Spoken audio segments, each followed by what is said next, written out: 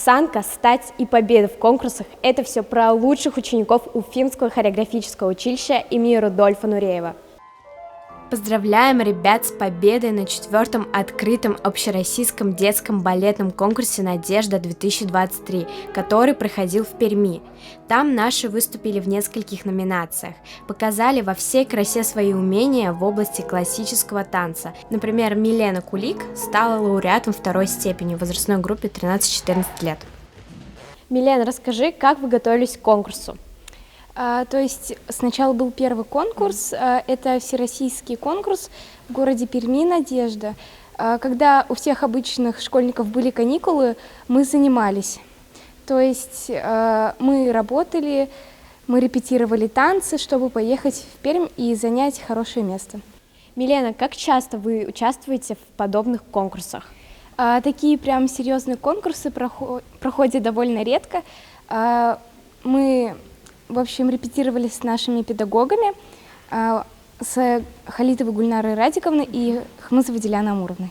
Пермское государственное хореографическое училище проводит этот конкурс для ребят от 8 до 14 лет, которые обучаются по направлениям классический танец или народно-сценический танец. Перед тем, как отправиться в Пермь, начинающие артисты балета прошли строгий отбор своих же сценах, а лучшие из лучших усиленно тренировались. Массовый номер «Пас де Куатро» покорил сердца строгого жюри. Эмилия Зубаирова расскажет, в чем же секрет их успеха. Я тоже хочу здесь учиться, мне еще не поздно прийти к вам?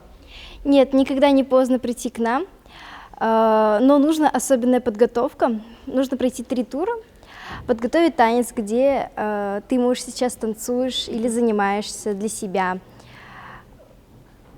У нас в июне, в 10-х числах, будет проходить эти туры. Эмилия, я знаю, что у балерин строгий распорядок дня. Так ли это? Ну, можно сказать, что строгий, потому что мы занимаемся с утра до вечера. Все у нас вперемешку, и общеобразовательные уроки, и профессиональные. Вот. Также у нас бывает, что мы можем сходить там раз-два в месяц на всякие балеты в театр, вот, в нашем городе проходят, или на оперу. Тоже, так сказать, практикуемся, смотрим на других артистов балета. В каждой из категорий и номинаций определили лауреатов 1-й, 2-й и 3-й степени, ну и, конечно же, гран-при. Все победители и их наставники награждены памятными дипломами и крутыми призами.